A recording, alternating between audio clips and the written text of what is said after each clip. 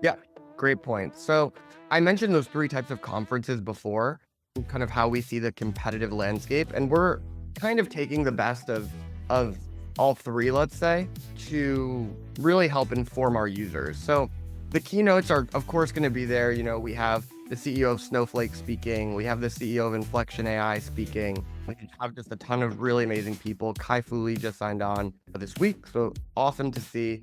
And they will be on the main stage giving these keynotes, really helping to inspire and shape the position of where AI sits today and where it sits in the next 5 to 10 years. But GTM AI podcast with Jonathan Moss and Coach K, where you get the latest with AI and GTM today. All right, everybody. Hello, good afternoon, good morning, good evening. It is I, Coach K, and I have on with me someone who we just met recently, but I've been enjoyed getting to know him and his team. Andrew, one of the co-founders of the HumanX event happening in Vegas, coming in March, which I'm super excited about. How are you, my man? awesome. Thanks for having me. I'm great. Coming off of a whole bunch of conferences and gearing up for our event. Yeah, we met up in Austin. So we met before that, and then we met in person in Austin, which was really good to see you and the team there in person. And I'm really excited that you guys are doing the event and that I'll be there in person to hang out and just jam with all the other AI craziness and nerds like myself, which would be a lot of fun.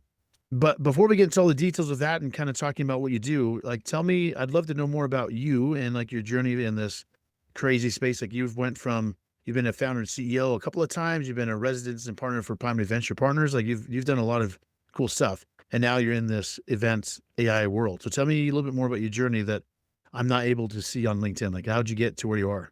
Yeah, totally. Well, thanks for having me. Excited to be here and to talk about HumanX. I've always kind of been interested in the startup space, and like many others, joined a startup out of undergrad that got acquired in the insurance tech space, and shortly after that was like, okay, I'm going to start my own company. And kind of as a classic founder journey, started a consumer company. It was a company called Silo, where we basically took soundproof work pods that you have in an office space, and we built a software layer on top of that and created kind of like a modern phone booth that we put into public private spaces. So think coffee Yeah. shops, hotels, etc. Raise some money, put them across Manhattan and Brooklyn, and it was a great time, tons of learning. But ultimately, like, one of the things that I learned from that, and my biggest takeaway was the market matters a lot more than the individual business itself. And Yeah. the market for consumer tech during the pandemic, especially one that touched hardware and software, was just not where it needed to be. And one of the ways that I learned that was after I shut down the company, I joined Primary Ventures here in New York and really Mhm. joined as a researcher in residence, which is basically, the goal was to help create their incubation program. And so I was the first full-time employee helping run that and really doing everything from hiring. We called them operators in residence instead of entrepreneurs in residence. So it was a little Right. model, but similar concept. And so hiring them, training them, helping them with their research and kind of get up to speed. And then post launch, also helping them as a first salesperson and getting initial customers and design and development partners. And so Nice. one of the things that I saw was that, in the market that I was in, for example, there were a few analogs of a hardware software device like Bird, and their stock that was trading publicly was tanking. And so any investor was looking at that and kind of comparing that to what they were doing in the private market and saying, hey, we're not going to touch anything that's doing this like hardware software mold because these multiples aren't good. Right. And so that was really where I was like, okay, it's really about the market. Obviously, you need to have a strong business with good fundamentals, but at the end of the Right. day, like, a rising tide lifts all boats. And so for me, I saw this transition to AI. We spent a whole bunch of time at Primary trying to think through like, what could we create in the B2B SaaS world to help to help business leaders. And this wasn't just go to market leaders, but really across the spectrum. Like what AI tools do folks need? And so we conducted over 150 interviews with B2B leaders at Fortune 500s. And what we found was that at the end of the day, folks didn't really even know what they needed. There was a whole bunch of just kind of like chaos. You turn the recorder off on Zoom and you say, okay, like, what are you actually doing? And kind of after they get through all of the marketing and the PR stuff that they're trained on or that they're talking about externally, they say, actually, we're pretty confused. We're not totally sure what to do with AI. It's really complicated, and we just don't have a great internal strategy. And so that's where we kind of took a step back and said, there's actually something here that needs to happen before you launch all these businesses, which is how should they be thinking about AI, both for their business unit and also for their product. And this we saw across, different business lines, because previously AI was the purview of the CTO. And now it's so much more than that. You need to have your data in check. You need to be compliant. There are marketing and sales tools that sit on top of that, but they're only enabled when you have that infrastructure layer complete and in a Right. solid place. And so my co-founder, Jonathan Weiner, has been doing this for over 10 years now, starting really incredible conferences that have broken out in their specific industries. And so he started Money 2020, Shop Talk, and Health and Vive. And so there's a really fantastic model that he had around, raising venture capital to create an outstanding event from year one, bringing in great speakers and not having anything pay to play. So, you're not selling an infomercial, having really high quality attendance. Yeah. And then lastly, having really strong one-to-one intentional matchmaking. So if you're looking to sell into a buyer, you can get connected to them easily. If you're a buyer looking to understand your AI journey, you talk to a vendor and you can leave with an RFP instead of kind of just wandering around, going from booth to booth, trying to figure out what's a good fit. Right. Right. I love it. I was going to ask you why I got into it. Now it makes sense just listening to your journey, which is kind of fun. So having obviously your partner Jonathan, who's done like Money 2020 is, I've gone to that as attending with other fintechs before in the past, and there's some amazing stuff if that's his, pedigree. The question I have is like, how'd you feel like, what have been some key moments that have kind of catapulted you to the next level with this event? Because there's so many AI events happening right now all the time. And so, but yours seems to be standing out. I'm just curious, like, what do you think you've done that's kind of been the difference maker to kind of be the one that's people are talking more about?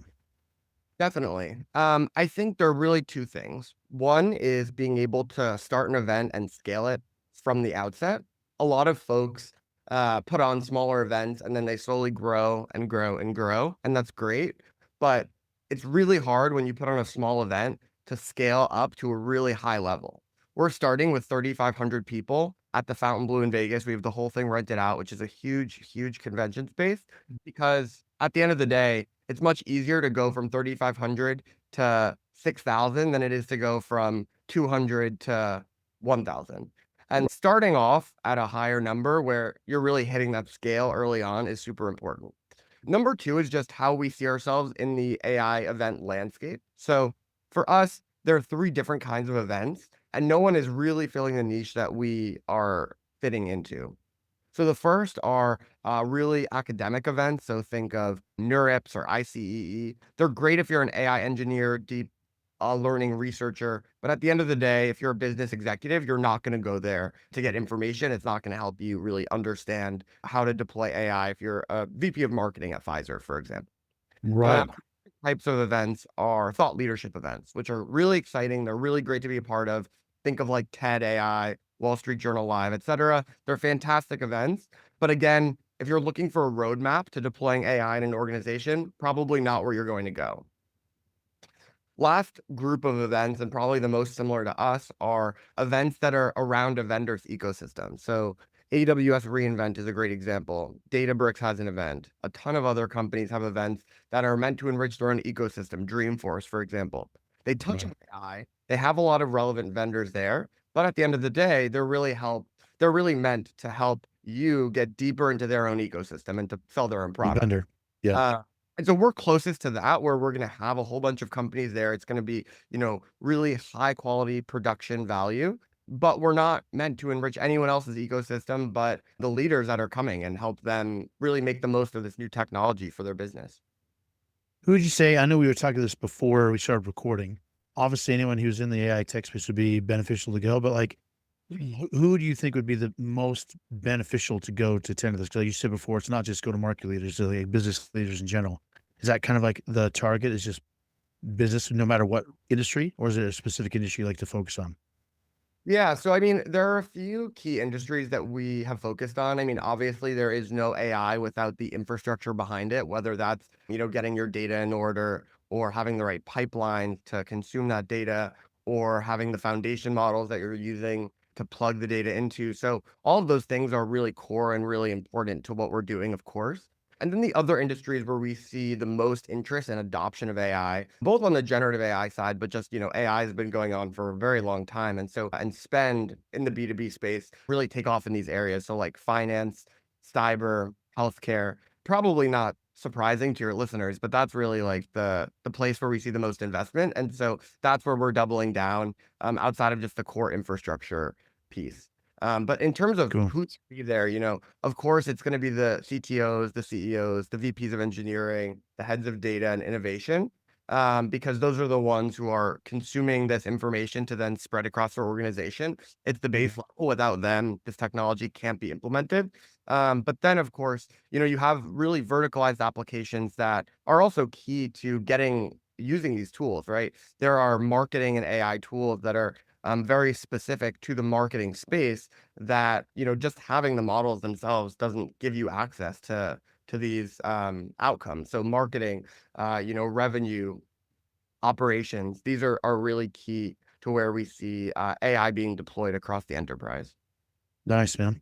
So I have a bunch of questions. We go in a lot of directions, but I'm asking more event stuff specifically before I dive into some other thoughts for you. Sure. For the event itself, for someone who's like, because I'm in a bunch of AI groups, and so your event has come up several times, and this is with beginners to business leaders to speakers to all sorts of things. So I've been hearing about it literally in like 4 or 5 different places, which is good. For the event itself, do you feel like, or do you want to have it so it's just like a bunch of keynotes one after another with some networking time? Is it going to be like workshopping time? Like what can people expect? And when I say workshops, I mean like for leadership workshops or that kind of stuff. Like what would they expect as far as the time? Yeah, great point. So I mentioned those three types of conferences before, and kind of how we see the competitive landscape, and we're kind of taking the best of all three, let's say, to really help inform our users. So the keynotes are, of course, going to be there. We have the CEO of Snowflake speaking. We have the CEO of Inflection AI speaking. We have just a ton of really amazing people. Kai Fu Lee just signed on this week, so awesome to see. And they will be on the main stage giving these keynotes, really helping to inspire and shape the position of where AI sits today and where it sits the next 5 to 10 years. Quick ad break. Unlock your AI edge with GTM AI Academy. We've got actionable tools and insights tailored for sales, marketing, enablement, RevOps, GTM leaders, and GTM teams. Plus, grab our free demo tools library to level up today. Visit gtmaiacademy.com. But if we stopped there, we would be like a lot of other conferences. We move very quickly onto these action stages where by industry vertical, whether it's healthcare, finance, cybersecurity, we're going to have panels and fireside chats around how do you actually deploy this in your industry. Obviously, if you're working in financial services, you're going to have a much different experience using AI than if you're in the retail space. And Right. so you need a little bit more of that guidance that's tuned for your industry. Then we'll have workshops and roundtables and master classes where you can really dive deeper in a smaller setting to understand, okay, how are other folks using this? What are case studies that I can see? How do I really understand where this plugs into my own company's roadmap for the next quarter, for the next year, for the next 5 years? Lastly, we have the show floor, which is the place where you can then go to say, okay, I got inspired. I know what I'm going to do for deploying AI in my industry. I know what the case studies are for how to apply this to my company. Now let me go find the vendors and get the RFPs to make that happen. And that's where you can go around the show floor to find those vendors to make it happen. But also we have one-to-one matchmaking programs. So if you come as a buyer, if you control a budget, you can attend for free and you take these speed dating 15-minute matchmaking programs. And, it really helps. If you're a buyer, it helps you leave with proposals. So you can actually have ROI from the moment that you attend the conference rather than kind of hoping to find the right people wandering around the show floor. I love it. That sounds like a good mix of stuff, which is gonna be fun. So now, not that I don't want to talk about the end, but I want to kind of tap into your brain of just what you're saying, because to your point, a lot of events happening in AI are definitely vendor led. And so they have a little bit of bias, obviously, because they want to push whatever tech they're talking about. And yours is independent, so that you're not adherent to any type of vendor or technology. You're kind of like the third party person. So as that role, what do you see happening? Like you said, classically before, AI was under the CTO. I have my own thoughts on this, but I'd love to hear what you think. Is there, as far as leadership, let me pause 1 second and give this one update. 2 weeks ago, Deloitte came out with a report that said board level conversations, that half of board members across the industries and regions and all sorts of stuff aren't even talking about AI. So they need to be talking about it more, and they don't have, one, the expertise, and two, know even where to start, because it's still kind of a new thing and they don't know who to ask, because the vendors are obviously biased, right? So people are still trying to figure out, what do we do for this strategy? Even myself, I've been talking to several of people from humongous companies to small ones, asking the same questions, like, what are we doing, not just with products, but with our strategy inside and customer experience and all this other stuff. So in your mind, with that being said, where do you see the AI fitting in a C-suite or a leadership role or that kind of stuff? Is it under more of a tech data side, or is it more of a change management? Like, what do you see the focus be?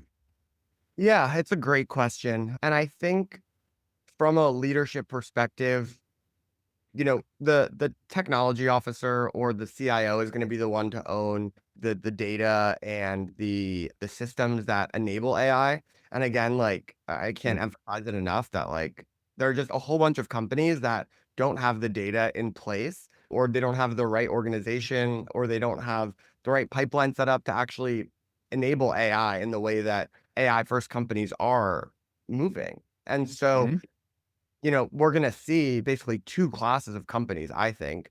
Whereas one class of companies are either AI native, or they're able to have their data in order and to take advantage of these new tools, whether it's Gen AI and LLMs, or other types of machine learning models. And you're going to have an entirely new class of companies, or entirely old class of companies rather, that just aren't able to, get Right. their house in order. And so I think that's a really important distinction. And as these tools become more commonplace within an enterprise, you're going to see this Yeah. between the two types of companies. And it will really depend on having those CTO, CIO, and ultimately, like, the CEO really invested in getting the data and the company in order to deploy these technologies. So that's Yep. one piece. The second piece is, at the end of the day, a lot of this tech is very different from other types of platform shifts, in that it's really coming from the bottom up. Individuals are using AI in the workplace more and more. There's Right. studies around people not talking about using AI, hiding their AI use from their employers, either Right. Right. because it's, not compliant for their industry, which is a big problem, or simply because they want credit for doing a lot more work than they're actually doing. Right.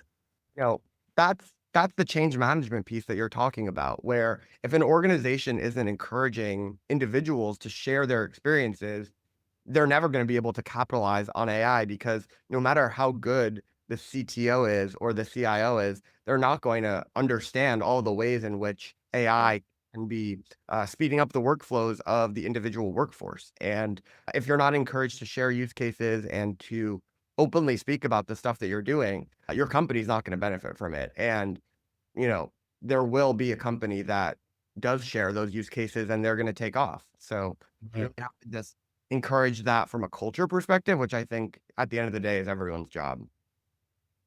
Yeah, it's been fascinating to be talking to people. Like, there's people from, there's a CIO summit that happened last week. Had a bunch of different people, one of which is a CIO of Zscaler, who just all up about this data thing, because it comes down to data or tech of some kind. Yeah. But then it comes in, like, it's funny because AI literally touches every single team in the company: accounting, finance, customer success, sales, leadership, everybody.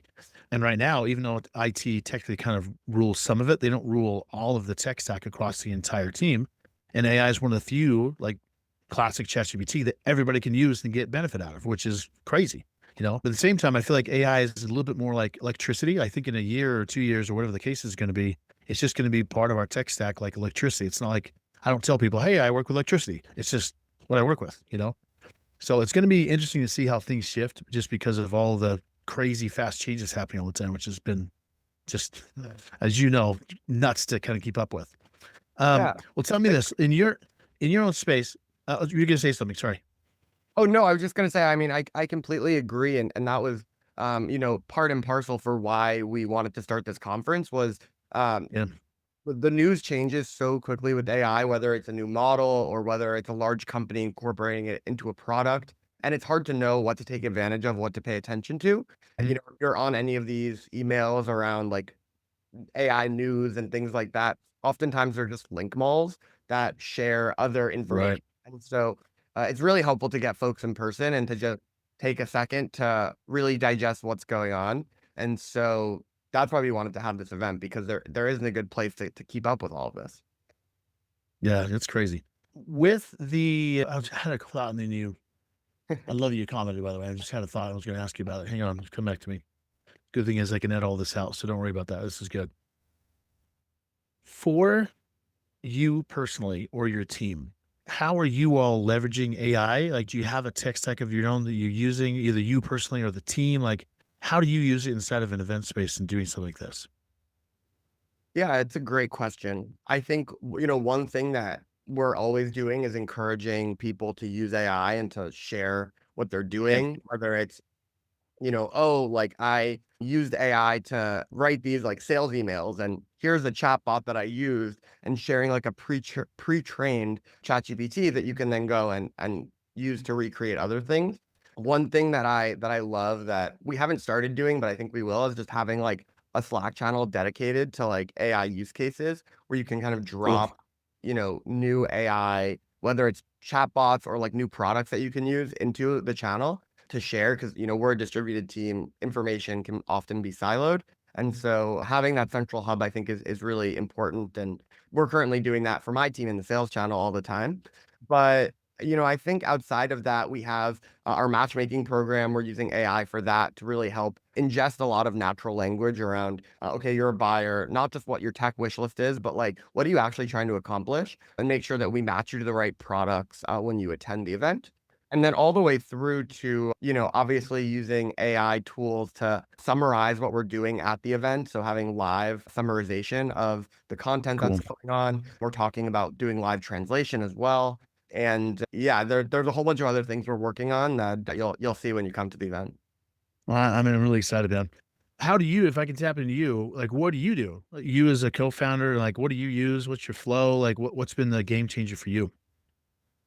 Yeah, I think the best part about AI for me is that, the hardest thing of any task is getting started. And it's really easy to just sit and like, especially when, you are managing a lot of people, you got a million things going on, Slack messages and emails coming all the time. And then you get something that actually takes a lot of brain power to respond to. And you're like, okay, where do I even start? It's like, I love to just like, I always have ChatGPT open. I'm always like, okay, let me throw this in and get a first draft. And sometimes it's complete garbage and you kind of have to throw it out and just write it yourself, and you Yeah. realize, oh, that's not what I wanted. But more often than not, it gets you 50% of the way there. And most of this stuff like is not super complicated, whether it's like starting a document or starting an email thread. There are always ways to kind of like hack it so that you can use ChatGPT to get started. And so that's really like probably my core use case. I would say another one is like using Perplexity just to find relevant information, whether it's like target companies, target speakers. Really having like a thought partner is the best advantage with AI. And I think people who don't use it to its fullest extent are going to end up missing out. I love hearing just real use cases because like there's the stuff that you do as a team and there's stuff that you do as a person, so everyone uses it for different things, which is kind of fun. All right. So before we go, because I want to wrap this up real quick. So if we go to humanx.com, want to make sure I get the website right. .co. .co. Okay. Humanx.co. I'll make sure I have the links inside of the stuff. And if people want to get in touch with you, is LinkedIn the best way? What's the best way? Yeah, LinkedIn is great, or they can shoot me an email, andrew@humanx.co. Happy to chat. Nice. Yeah. And then last thing is like for people listening, whether they're a vendor or business person, like tell me more about is there a price to it? If there is, like tell me a little bit about that so people can understand. Yep. So tickets are $2,600 right now. They will increase as the event gets closer. So definitely better to buy now. If you wanted to come and bring your team, feel free to reach out. Happy to kind of like work through bundles and things like that. Those are things that are not available on the website. And then for folks that are buyers and control a budget, you can attend for free. So all that information is on the website. In addition, I guess the other thing to mention is startups get a discounted rate. So if you're a startup, especially if you're an early stage startup, definitely check that out. And tickets are substantially cheaper. Love it, man. Well, I'm excited. I told you, I have a couple of people I'm consulting, and I'll be talking to them, and I'm in a bunch of networking groups I'll be pushing out there. So I'll be helping kind of making it loud and clear. There should be something to go to. So I'm excited. So thank Yeah, you. for Jonathan. Good. Pleasure to talk to you, my man. And until I see you in Vegas, you're the man. Appreciate it. Thanks. Thanks for listening to the GTM AI podcast. Please follow, subscribe, like, comment, and come back for more.